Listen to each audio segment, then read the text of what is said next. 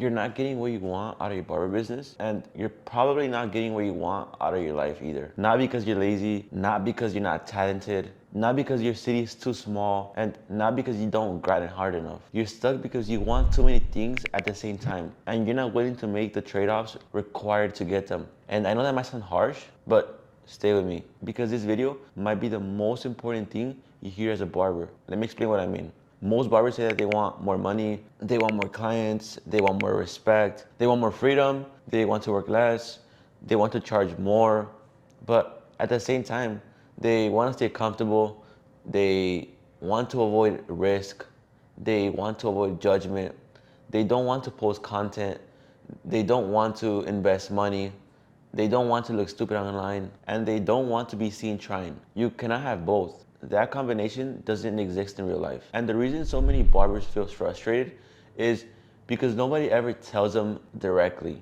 So let me slow this down and take you back. I started barbering around COVID. At that time, I wasn't posting on social media at all. No Instagram, no TikTok, no YouTube, nothing. I was cutting hair, and at the same time, I was working in a part-time job at a car wash, getting paid $7 an hour. And mentally, I thought I was doing the right thing. I thought at least I'm being responsible, at least I have a backup, at least I'm grinding. And I had the classic barber mindset. If I just took more walk-ins, if I stayed at the shop from open to close, if I handed out business cards, if I grind long enough, eventually I'll make it. Like, that's what I believed. And at the time, I was charging $35 a haircut, and I was making around 3 to 4K a month. And I remember telling myself, this is normal? Like, is this just part of the process? Is this where every barber goes through? I thought it was normal. But the truth was, nothing was changing. Like, month after month, same income, same stress, same exhaustion. And the worst part wasn't even the money. It was a feeling of being stuck. Here's the real reason I was stuck. I wanted security and freedom at the same time, yet I wanted growth without risk.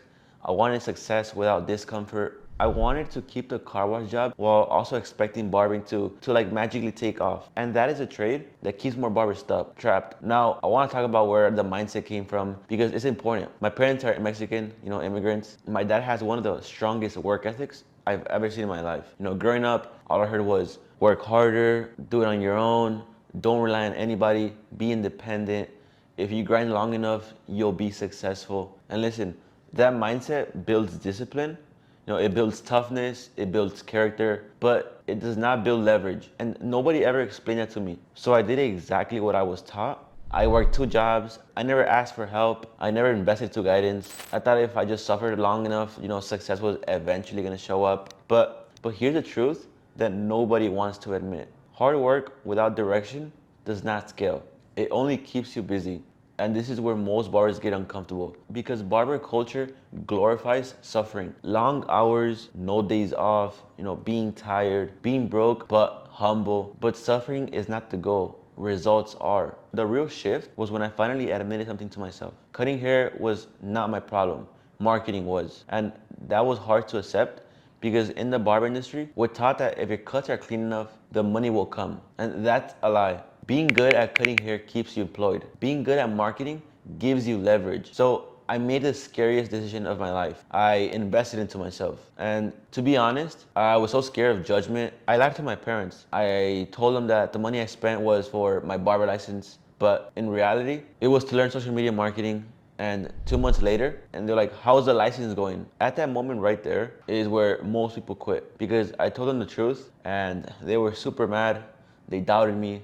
They told me that I wasted my money. And let me pause here because this part matters. When you invest in yourself, the cost is guaranteed. The upside is uncertain. The uncertainty is what scares people. That's why most barbers never invest. Not because they can't afford it, but because they are afraid of being wrong. 1 month later, clients started showing up, not slowly, not randomly, consistently. People were driving to me. People were willing to pay more. People were booking ahead. And that's when I realized something huge. This wasn't luck, this was leverage. I quit the car wash, I went all in with barbering, I went all in with content, and within 1 year, everything changed. I grew my social media platforms to over 1 million followers. My income went from 3 to 4K a month to 20K a month consistently. My highest month being $27,000. I went from charging $35 a haircut to $250 a haircut At 20 years old, I became the most expensive barber in the United States. Same barber, different trade-offs. Now, let me zoom out because this isn't about me. This is about the pattern most barbers stay stuck because they believe 3 lies. Lie number 1, I need a license to blow up.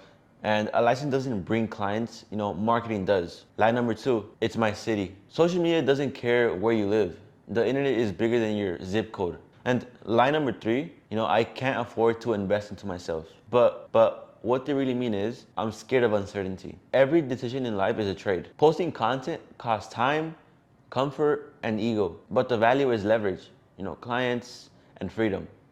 Investing in education costs money and fear, but value is speed, clarity, and direction. The worst trade of all is trading years of your life for nothing. Most people overestimate the downside and underestimate the upside. They ask, but what if it doesn't work? But they never ask, what if it does? Worst case, you learn, you adjust, and you try again. You don't die, you don't disappear, you're still a barber. But if it works, it changes everything. You cannot expect a 1% outcome, with a 1% trade-off. Success doesn't reward talent, it rewards commitment. If I did it with no skills, working at a car wash with $7, so can you.